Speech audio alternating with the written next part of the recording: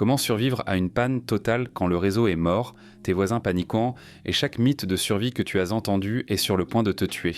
Ça fait 3 jours que le courant est coupé. Pas de lumière, pas de chauffage, pas d'internet pour chercher sur Google quoi faire maintenant. Juste toi, l'obscurité et une tête pleine de conseils de survie que tu as ramassés sur un forum de preppers ou de ton oncle qui pense que le ruban adhésif répare tout. Mauvaise nouvelle. La plupart de ces conseils, c'est de la merde. Pire que de la merde. Ce sont des pièges mortels. La différence entre survivre et devenir une histoire qui fait peur, c'est savoir quels conseils ignorer. Il est temps de désapprendre les mensonges avant qu'ils ne te désapprennent. Mythe numéro 1, les bougies sont tes amies.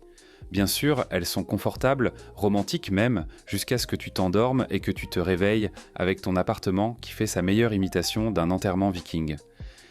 Les bougies consomment l'oxygène. Elles font couler de la cire chaude partout et elles se renversent si tu respires de travers. Tu n'es pas dans un roman de Jane Austen.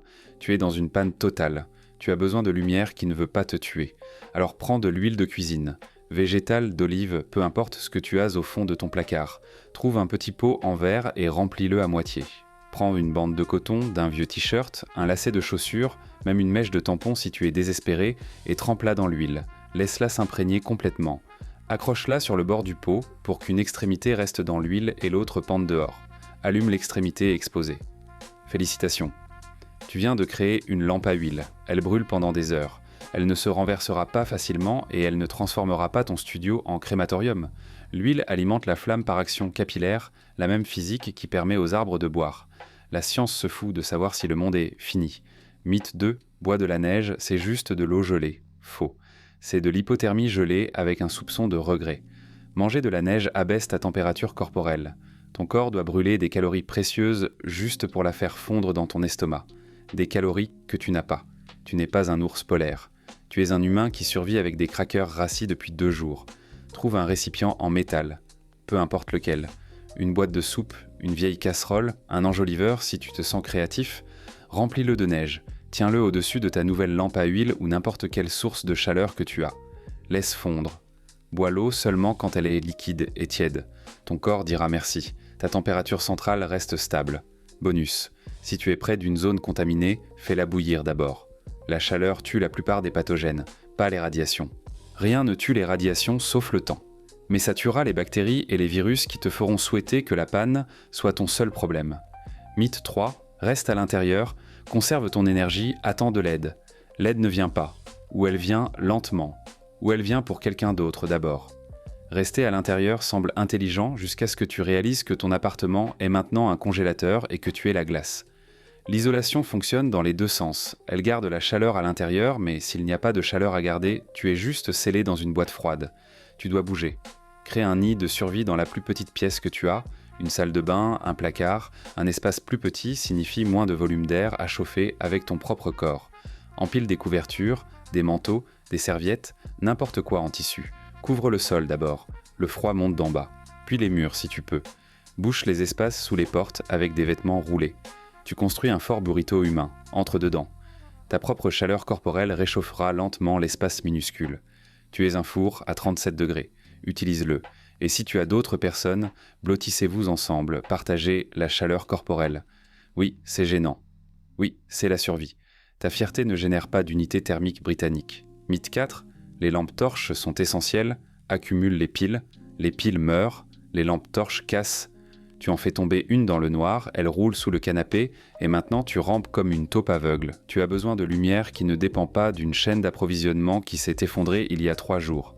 Trouve une bouteille en plastique. Eau, soda, n'importe quoi de transparent. Remplis-la d'eau. Ajoute une minuscule goutte d'eau de javel si tu en as. Ça rend l'eau plus claire. L'aidant à briller plus fort. Maintenant, prends ton téléphone, allume sa lampe torche et place la bouteille juste dessus, la base vers le bas. L'eau réfracte et diffuse le faisceau. Un point de lumière focalisé devient une lanterne qui illumine une pièce entière. Ça s'appelle la diffusion de la lumière. L'eau disperse les photons dans toutes les directions, au lieu d'un chemin étroit. Tu viens de transformer 100 lumens en un camping. Sans téléphone, une lampe frontale, une petite LED, n'importe quoi avec un faisceau focalisé marchera. La bouteille fait le gros du travail. Ce ne sont pas juste des conseils, c'est de la physique. Dans un monde devenu sombre, connaître la différence entre un mythe dangereux et la vraie science est la seule chose qui te gardera en vie. Continuons avec le mythe 5. Mange ta nourriture avant qu'elle ne pourrisse. Absolument pas. Manger par panique, c'est comme ça que tu te retrouves sans rien le jour 4 et avec un estomac qui te déteste. Ton frigo est mort, c'est sûr. Mais ton congélateur, c'est maintenant une glacière haut de gamme. Et si c'est l'hiver, le monde entier dehors est ton congélateur. La règle numéro 1, n'ouvre pas le frigo. Sérieusement, chaque fois que tu le fais, tu perds de l'air froid. Un frigo fermé reste froid pendant environ 4 heures. Un congélateur fermé plein peut tenir 2 jours. S'il fait moins de 4 degrés dehors, utilise-le. Mets-toi tes denrées périssables dans une boîte ou une glacière. Accroche-la à une fenêtre. Enterre-la dans la neige. Les animaux pourraient pas se pointer, alors sécurise-la. Corde, élastique, tout ce que tu as. Tu utilises la réfrigération de la nature. Pas besoin d'énergie. Mange d'abord les périssables. Produits laitiers, viande, restes, puis les surgelés. Et seulement ensuite les conserves et les produits secs. Tu dois rationner comme si tu étais sur un navire en train de couler, parce que c'est le cas. Mythe 6. Fais bouillir l'eau pour la sécurité, toujours. C'est l'un de ces conseils qui est juste assez vrai pour être dangereux. Faire bouillir est super pour tuer les pathogènes, les bactéries, les virus, toute cette saloperie dégoûtante. Mais ça ne fait rien contre les produits chimiques, les métaux lourds ou les radiations. Si la panne a été causée par quelque chose qui rime avec catastrophe nucléaire, faire bouillir ton eau ne te sauvera pas.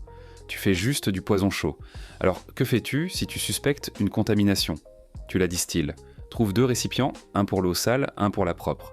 Chauffe l'eau sale jusqu'à ce qu'elle commence à fumer. Puis capture cette vapeur.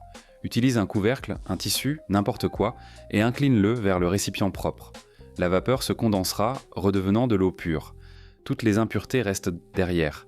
Tu viens de construire un alambic primitif. La vapeur est du H2O pur.